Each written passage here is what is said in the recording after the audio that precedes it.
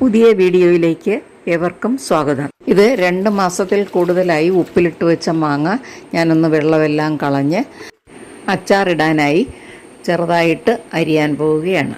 പച്ചമാങ്ങയും വിളവായ മാങ്ങയും ഉണ്ടായിരുന്നിട്ടും ഇതുവരെയും ഒരു കേടും സംഭവിക്കാതെ ഇട്ടതുപോലെ തന്നെ ഇരിക്കുകയാണ്. നിങ്ങൾ കണ്ടല്ലോ, വെള്ളത്തിൽ ഒരു പൂപ്പോ ഒന്നും തന്നെ ഇല്ല. അതിലിട്ടിരിക്കുന്ന വെളുത്തുള്ളിയും പച്ചമുളകുമൊക്കെ ഒരുവിധം വഴറ്റുമ്പോൾ എങ്ങനെയാണോ അതുപോലെ ആയിട്ടുണ്ട്. ഉപ്പിലിട്ടിരുന്ന വെള്ളം ഊറ്റി കളഞ്ഞതുകൊണ്ട് ഇതിന് പുളിപ്പ് കുറവായിരിക്കും. കൂടാതെ ഞാൻ ഇതിലിടുന്നത് വേറെ പച്ചമുളകൊന്നും ഇടുന്നില്ല, വെളുത്തുള്ളിയും പച്ചമുളകും ഒന്നും വേറെ ഇടുന്നില്ല. ഇതിലിട്ടിരിക്കുന്നത് തന്നെയാണ് ഇടുന്നത്. മസാലകൾ മാത്രം ചേർത്താൽ മതി. ചട്ടി അടുപ്പത്ത് വെച്ച് ആവശ്യത്തിനുള്ള വെളിച്ചെണ്ണ ഒഴിക്കാം. എണ്ണ ചൂടായതിനാൽ 3 ടീസ്പൂൺ മുളക് ഇടാം, 1/2 ടീസ്പൂൺ ഉലുവാപ്പൊടി, 1 ടീസ്പൂൺ മഞ്ഞൾപ്പൊടി, 1/4 ടീസ്പൂൺ കായപ്പൊടി.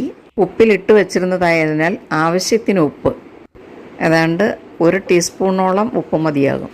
മസാലകളെല്ലാം കൂടി ഇളക്കി യോജിപ്പിച്ച് തീ കൂട്ടി വെച്ചിട്ട് നമുക്ക് ഈ മാങ്ങ അതിലോട്ട് ഇടാം. മാങ്ങ കണ്ടു കഴിഞ്ഞാൽ നമ്മൾ ഇന്ന് അരിഞ്ഞ് വെച്ച് നാളെ ഇടുന്നതിനേക്കാൾ നല്ല ഫ്രഷായിട്ടാണ് ഇരിക്കുന്നത്. ഇനി നല്ലവണ്ണം ഇളക്കി മസാലകളെല്ലാം ചേരത്തക്ക രീതിയിൽ അടിഭാഗം മുകളിലോട്ടാക്കി നല്ല രീതിയിൽ ഇളക്കി അടച്ചു വെച്ച് ചെറുതീയിൽ വേവിക്കാം.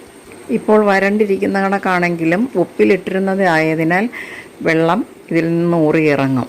മസാലകളും ഉപ്പുമൊക്കെ എല്ലാ ഭാഗത്തും ആകത്തക്ക രീതിയിൽ ചിക്കി ഇളക്കി. ഇനി നമുക്കിത് നല്ല വണ്ണം പരത്തിയൊന്ന് വെച്ചിട്ട് അടച്ച് വേവിക്കാം. ഞാൻ എണ്ണ വളരെ കുറച്ചാണ് എടുത്തിട്ടുള്ളത്. എണ്ണ കൂടുതൽ ആവശ്യമുള്ളവരാണെങ്കിൽ എണ്ണ ഇത് തെളിഞ്ഞു നിൽക്കും. ആവിയിൽ വേകുമ്പോൾ കണ്ടില്ലേ, വെള്ളം നനവ് കൂടും.